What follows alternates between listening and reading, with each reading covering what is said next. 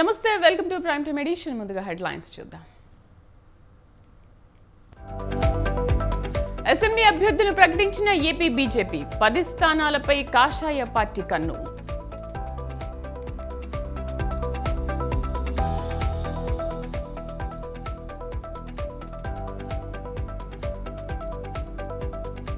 తొంభై 99% హామీలు నెరవేర్చిన ఘనత వైసీపీది.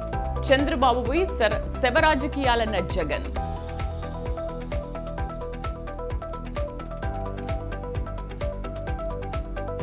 ఐదేళ్ల ఆవేదన ఎన్నికల్లో కనిపించాలి. పుత్తూరు ప్రజాగళం సభలో చంద్రబాబు ఫైర్.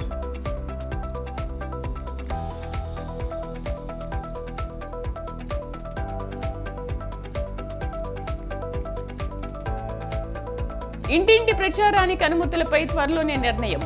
కోడ్ను పకడ్బందీగా అమలు చేయాలన్న ఏపీ సీఈఓ.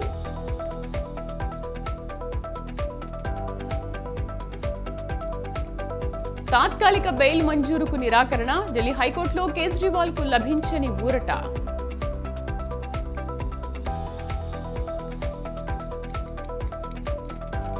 హైదరాబాద్ వేదికగా ఐపీఎల్లో హై వోల్టేజ్ మ్యాచ్. హోరాహోరీగా తలపడుతున్న ముంబై హైదరాబాద్.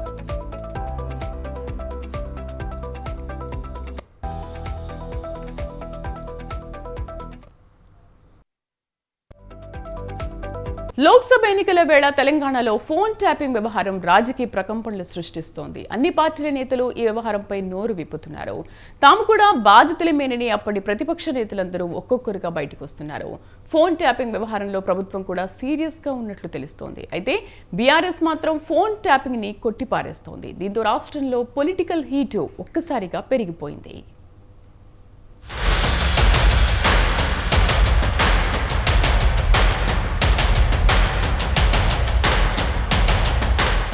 తెలంగాణలో ఫోన్ ట్యాపింగ్ వ్యవహారం సంచలనంగా మారింది. ఇందులో పోలీసు ఉన్నతాధికారుల నుంచి మంత్రులు, ఎమ్మెల్సీలు, కలెక్టర్లు సైతం ఉన్నట్లు ఆరోపణలు వస్తున్నాయి. ఈ క్రమంలోనే ఈ ఫోన్ ట్యాపింగ్ వల్ల ఇబ్బందులు ఎదుర్కొన్న ముఖ్య నేతలు ఒక్కొక్కరుగా బయటకొస్తున్నారు. ఫోన్ ట్యాపింగ్ వ్యవహారంపై రాష్ట్ర డీజీపీ రవిగుప్తాకు ఫిర్యాదు చేశారు బీజేపీ నేత రఘునందన్ రావు. ఈ వ్యవహారంలో మాజీ సీఎం కేసీఆర్ ప్రమేయం ఉందని, ఆయన ప్రమేయం లేకుండా ఇంత పెద్ద నేరం జరగదని రఘునందన్ రావు ఆరోపించారు. ఫోన్ ట్యాపింగ్ బాధితుల్లో తానే మొదటివాడినని ఆయన చెప్పారు. ప్రస్తుత సీఎం రేవంత్ రెడ్డిని గతంలో ఫోన్ ట్యాపింగ్ ద్వారానే అరెస్ట్ చేశారని ఆరోపించారు. ఫోన్ ట్యాపింగ్ కారణంగానే మునుగోడు ఉప ఎన్నికల్లో కోమటిరెడ్డి రాజగోపాల్ రెడ్డి ఓడిపోయినట్లు తెలిపారు. ఫోన్ ట్యాపింగ్ వ్యవహారంలో రాజగోపాల్ రెడ్డి, వివేక్ కూడా ఫిర్యాదు చేయాలని, ఈ కేసును పూర్తి పారదర్శకంగా విచారించాలని డీజీపీని రఘునందన్ రావు కోరారు. చంద్రశేఖరరావు, హరీష్ రావు, వెంకట్రామరెడ్డిల మీద సెపరేట్ ఎఫ్ఐఆర్ చేసి ఇన్వెస్టిగేషన్ చేయమని అడిగిన. నిన్న నాలాగానే ఇంకో తెలంగాణ ఉద్యమకారుడు ఎన్ఎం శ్రీనివాస్ రెడ్డి కూడా దరఖాస్తు ఇచ్చిపోయింది. 2 సార్లు మహేశ్వరంలో సబితా ఇంద్రారెడ్డి గారికి గట్టి పోటీ ఇచ్చిండు మిత్రుడు అందరం. ఇట్లా మా అందరి ఫోన్లు ట్యాప్ చేసి, కాబట్టి ఒక్కొక్క కేసుకి ఒక్కొక్క ఎఫ్ఐఆర్ ప్రత్యేకంగా కట్టుమని నేను డీజీ గారిని సవినయంగా అప్పీల్ చేసిన. మీ జడ్జీల ఫోన్లు కూడా కొంతమంది చంద్రశేఖరరావు ఆదేశాల మేరకి పోలీసు వాళ్ళు విన్నారు. కాబట్టి now my sincere request to the Honorable Chief Justice of India, illegal tapping is done in Telangana. This is not only the allegation of Raghunandan Rao. This was the allegation of Andhra Pradesh Chief Minister Mr. Nara Chandrababu Naidu also. So now I demand the Chief Justice of this country to provoke, to instigate and to order the Telangana DGP. మరోవైపు phone tapping కేసును ప్రభుత్వం serious గా తీసుకున్నట్లుగా తెలుస్తోంది. ఈ కేసులో ఎంతటి వారున్నా విడిచిపెట్టొద్దని ఇప్పటికే police ఉన్నతాధికారులకు స్పష్టం చేసినట్లు తెలుస్తోంది. ఇందులో భాగంగానే ఫోన్ ట్యాపింగ్ వ్యవహారంపై తెలంగాణ మంత్రి కొండా సురేఖ సంచలన వ్యాఖ్యలు చేశారు. ఫోన్ ట్యాపింగ్ కేసులో నిందితులను వదిలిపెట్టబోమని ఆమె అన్నారు. తన భర్త కొండా మురళీ ఫోన్ ను కూడా ట్యాప్ చేశారని ఆమె ఆరోపించారు. బీఆర్ఎస్ పతనం ప్రారంభమైందని ఆమె వ్యాఖ్యానించారు. అవినీతి సొమ్ముతో కేసీఆర్ కుటుంబం కోట్లకు పడగలెత్తిందని కొండా సురేఖ ఫైర్ అయ్యారు.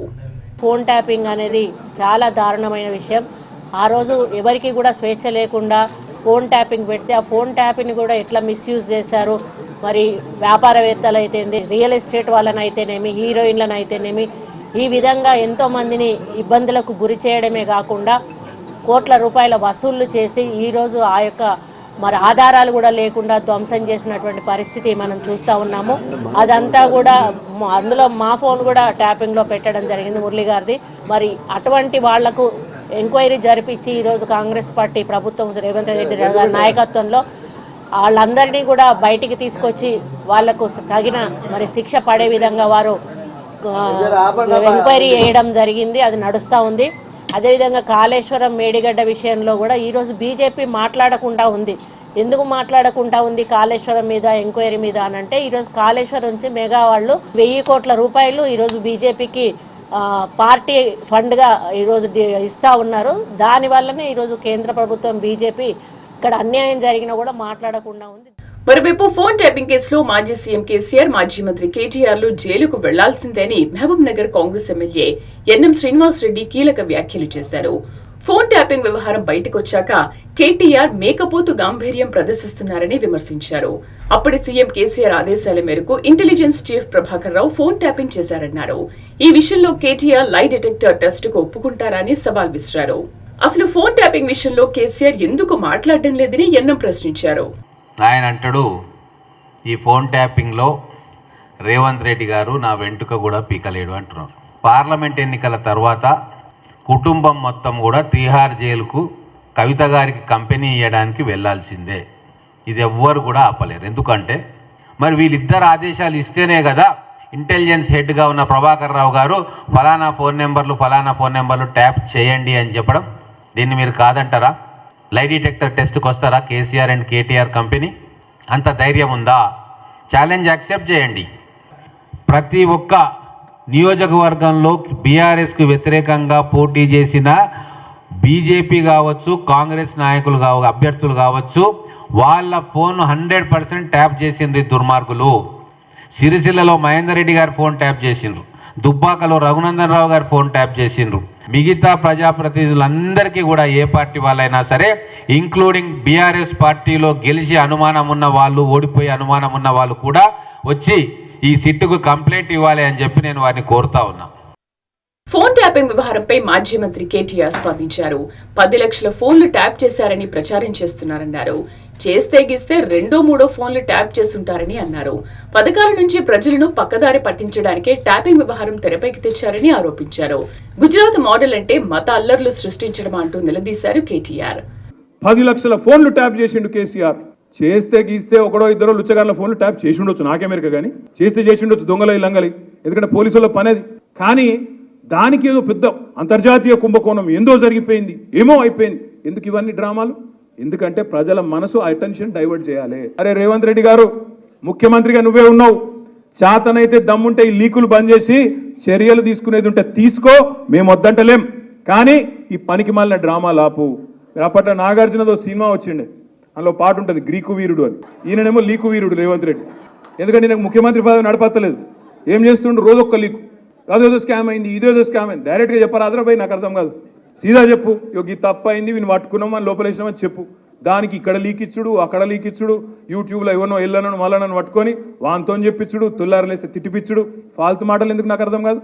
ధైర్యం ఉంటే చెయ్యి, ముఖ్యమంత్రి నువ్వు, అధికారం నీది, తప్పులేం జరిగినాయో బయట పెట్టు, లోపలే ఎవరెవరినేస్తావో మేము వద్దంటలేం కదా. మొత్తానికి లోక్సభ ఎన్నికల వేళ తెలంగాణలో ఫోన్ ట్యాపింగ్ అంశం రాజకీయ దుమారం రేపుతోంది. బయటకొస్తున్న నిజాలు, వెలుగు చూస్తున్న అంశాలను గమనిస్తే ఇదేదో ఆషామాషి వ్యవహారం కాదన్నది అర్థమవుతోంది. అసలు ఈ ఫోన్ ట్యాపింగ్ కేవలం కాంగ్రెస్ పార్టీ ముఖ్య నేతల వరకే పరిమితమైందా అనే కొత్త అనుమానాలు ఇప్పుడు తలెత్తుతున్నాయి. మరి ఎన్నికల నాటికి ఈ ఫోన్ ట్యాపింగ్ వ్యవహారం ఎన్ని మలుపులు తిరుగుతుందో చూడాలి.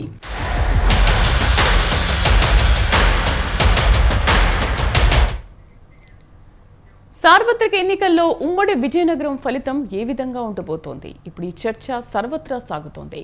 ఉమ్మడి విజయనగరం జిల్లాలో 9 అసెంబ్లీ నియోజకవర్గాల్లో ఒకవైపు వైసీపీ సిద్ధం అంటుంటే టీడీపీ, జనసేన, బీజేపీ ఉమ్మడి కూటమి సై అంటున్నాయి. తాము చేసిన అభివృద్ధి మళ్లీ గెలిపిస్తుందని అధికార పక్షం అంటుంటే ప్రభుత్వ వైఫల్యాలను ఎత్తి చూపుతూ యుద్ధానికి సిద్ధమంటున్నాయి. విజయనగరం జిల్లాలో క్షేత్రస్థాయి పరిస్థితిని మా ప్రతినిధి ప్రదీప్ గ్రౌండ్ రిపోర్టులో అందిస్తారు.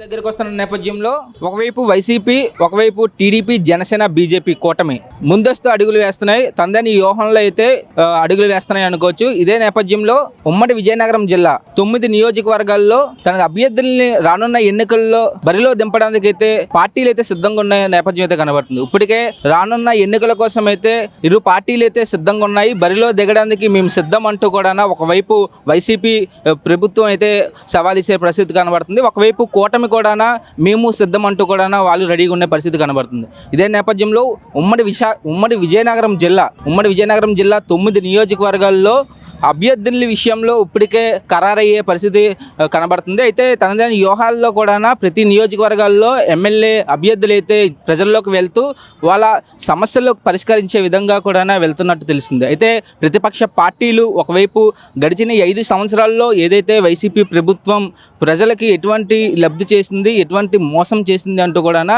ప్రతిపక్ష పార్టీలు అయితే ప్రజలకు అర్థమయ్యే విధంగా కూడా చెప్పే పరిస్థితి కనబడుతుంది. మరోవైపు వైసీపీ ప్రభుత్వం కూడా తన అభ్యర్థులు కూడా ప్రతి నియోజకవర్గాల్లోకి వెళ్ళి ప్రజలకైతే వైసీపీ ప్రభుత్వంలో ఎటువంటి పథకాలు వచ్చాయి, ఎటువంటి లబ్ధి పొందారు అని కూడా ప్రతి ఒక్క వివరం చేసే పరిస్థితి కనబడుతుంది. అయితే 9 నియోజకవర్గాల్లో ఎట్లాగైనా సరే రానున్న ఎన్నికల్లో గెలవడానికి అయితే ఇరు పార్టీలు సిద్ధంగా ఉన్నట్టు తెలుస్తుంది.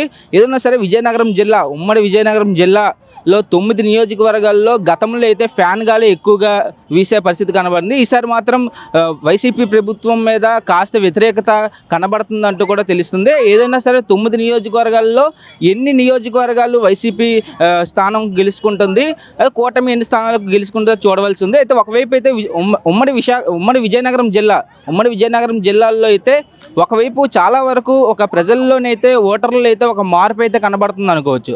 ఏదన్నా సరే కొన్ని నియోజకవర్గాల్లో సిట్టింగ్ ఎమ్మెల్యేస్ అయితే ప్రస్తుతం మాజీ ఎమ్మెల్యేలు ఎవరైతే ఉన్నారో వైసీపీ ప్రభుత్వంలో ఉన్న ఎమ్మెల్యేలు కాస్తైనా సరే నియోజకవర్గానికి ప్రజలకి అందుబాటులో లేని కొంతమంది ఎమ్మెల్యేలకి అయితే వైసీపీ ఇప్పటికి మళ్ళీ వాళ్ళకే ఆ స్థానాన్ని కేటాయించడం జరిగింది. ఈ కేటాయించిన స్థానాల్లో వైసీపీకి రానున్న ఎన్నికల్లో ప్రజలు బ్రహ్మరథం పడతారా?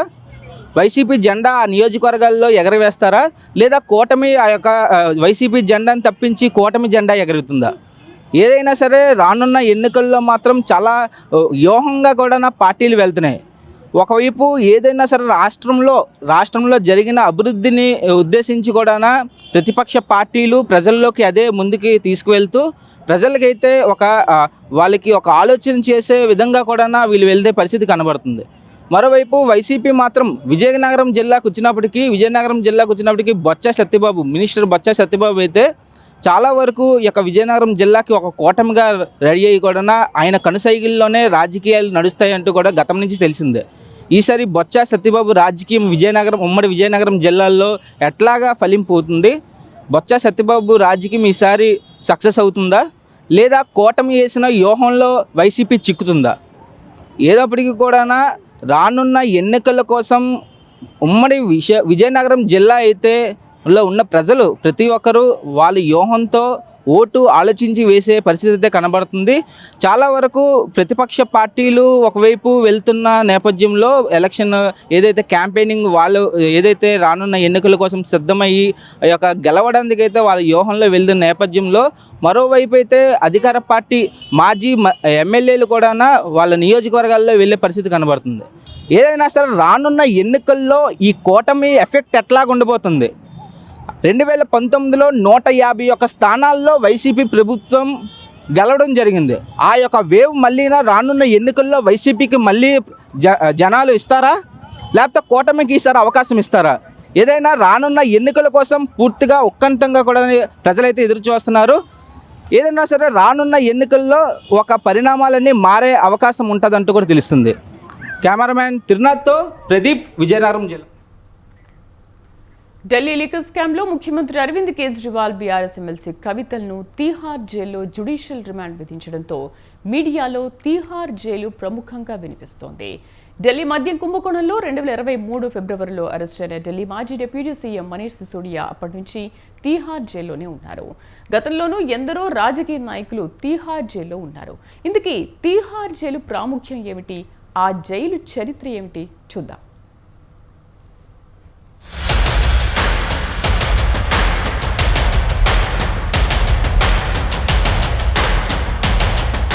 దేశ రాజధాని ఢిల్లీలోని చాణక్యపురికి 7 కిలోమీటర్ల దూరంలో తిహార్ గ్రామంలో ఉన్న జైలు తిహార్ జైలుకు సుదీర్ఘ చరిత్ర ఉంది. దీనిని తిహార్ ఆశ్రమం అని కూడా పిలుస్తారు. ఆసియాలోని అతిపెద్ద జైళ్ల సముదాయం ఇది. దాదాపు 400 ఎకరాలకు విస్తరించున్న తిహార్ జైలులో 9 క్రియాశీలక జైళ్లు ఉన్నాయి. దీని ఢిల్లీ ప్రభుత్వానికి చెందిన జైళ్ల శాఖ నిర్వహిస్తుంది. ఢిల్లీలోని 3 జైళ్లు సముదాయాల్లో ఇది ఒకటి. మిగతా 2 జైళ్ల సముదాయాలు రోహిణి, మండోలిలో ఉన్నాయి. రోహిణిలో 3, మండలిలో 6 సెంట్రల్ జైళ్లు ఉన్నాయి. 1957 ప్రాంతంలో పంజాబ్ ప్రభుత్వం కింద ఉన్న తిహార్ జైలు 1966లో ఢిల్లీ ప్రభుత్వానికి బదిలీ అయ్యింది. అప్పటి నుంచి పూర్తి స్థాయిలో విస్తరించింది.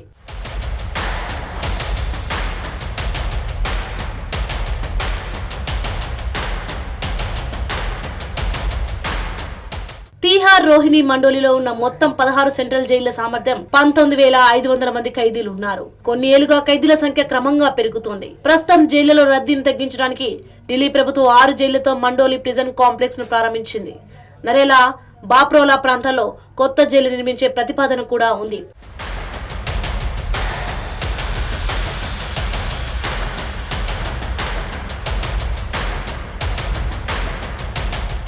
తిహార్ జైలును జైలు అనడం కన్నా ఖైదీలలో పరివర్తన తెచ్చే సంస్థగా, కరెక్షనల్ ఇన్స్టిట్యూట్ గా అభివర్ణించారు. సీనియర్ ఐపీఎస్ అధికారి కిరణ్ బేడి జైళ్ల శాఖ ఇన్స్పెక్టర్ జనరల్ గా ఉండగా తిహార్ జైల్లో ఎన్నో సంస్కరణలు చేపట్టారు. ఖైదీలకు వివిధ వృత్తులలో శిక్షణ, నైపుణ్యం పెంచే కార్యక్రమాలు, చదువుకునే సౌకర్యం కల్పించడంతో పాటు చట్టం పట్ల గౌరవం, అవగాహన పెంచి వారిని సమాజంలో సాధారణ సభ్యులుగా మార్చడం ఈ సంస్కరణ ప్రధాన ఉద్దేశం. తిహార్ జైల్లో ఖైదీలకు ప్రత్యేక రేడియో స్టేషన్ ఉంది. దీనిని ఖైదీలే నడుపుతారు. ఖైదీలను సంస్కరించి వారికి పునరావాసం కల్పించేందుకు మ్యూజిక్ థెరపీని ప్రవేశపెట్టారు. సంగీతంలో శిక్షణ ఇప్పించడంతో పాటు కచేరీలు కూడా ఏర్పాటు చేస్తారు.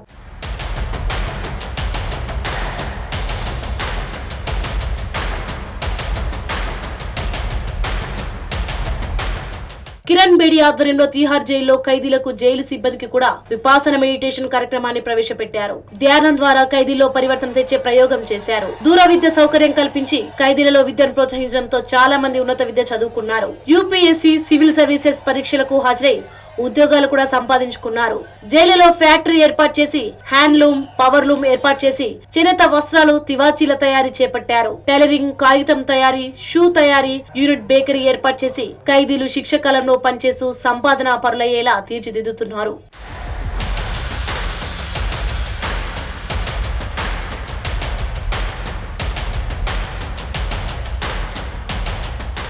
అరవింద్ కేజ్రీవాల్ తిహార్ జైలుకు రావడం ఇదే మొదటిసారి కాదు. అన్నా హజారేతో కలిసి అవినీతి వ్యతిరేక ఉద్యమం సందర్భంగా కేజ్రీవాల్ 2012లోను 2014లోను 2 సార్లు తిహార్ జైల్లో ఖైదీగా ఉన్నారు. 2024 మార్చి 20న ఢిల్లీ మద్యం కుంభకోణంలో ఢిల్లీ ముఖ్యమంత్రి హోదాలో ఉండగానే ఈడీ అరెస్ట్ చేసింది. తిహార్ జైల్లో జ్యుడిషియల్ రిమాండ్ లో ఉన్నారు. తిహార్ జైల్లో కేంద్ర ప్రభుత్వంలో హోంమంత్రిగా పనిచేసిన పి చిదంబరంతో సహా గతంలో ఎందరో ప్రముఖులు ఖైదీలుగా ఉన్నవారే. అలాంటి ప్రముఖుల్లో 2G స్పెక్ట్రమ్ కేసులో అరెస్ట్ అయిన ఏ రాజా, కనిమొలి, వినోద్ గోయంకా, షాహిద్ బల్వా, సంజయ్ చంద్ర ఉన్నారు. కామన్వెల్త్ గేమ్స్ లో అవినీతి ఆరోపణల కేసులో మాజీ కేంద్ర మంత్రి సురేష్ కల్మాడి, ఎస్పీ నేత అమర్ సింగ్ లను ఇక్కడే నిర్బంధించారు.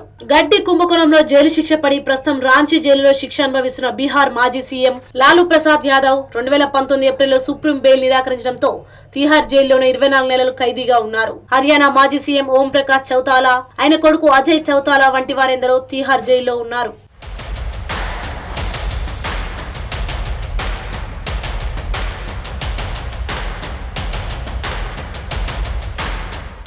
కరడు గట్టిన నేరస్తులకు తిహార్ జైలు నిలవు. మాజీ ప్రధాని ఇందిరాగాంధీ హత్య కేసులో నిందితుడు సత్వంత్ సింగ్ ను ఈ జైల్లోనే ఉరితీశారు. పార్లమెంట్ లో దాడి కేసులో నిందితుడు అఫ్జల్ గురును ఇక్కడే ఉరితీశారు. దాదాపు 12 హత్యలు చేసిన ఇంటర్నేషనల్ క్రిమినల్ చార్లెస్ శోభరాజ్ ను ఇక్కడ నిర్బంధించారు. గ్యాంగ్స్టర్ ఛోటా రాజన్ ఇక్కడ శిక్ష అనుభవించాడు. ఎందరో రాజకీయ నాయకులు, ఉద్యమకారులు, ఉగ్రవాదులు, పారిశ్రామికవేత్తలు ఈ జైల్లో శిక్ష అనుభవించిన ఇది ఆసియాలోనే అతిపెద్ద ఖైదీల సంస్కరణ సంస్థగా తిహార్ జైలు పేరు మోసింది.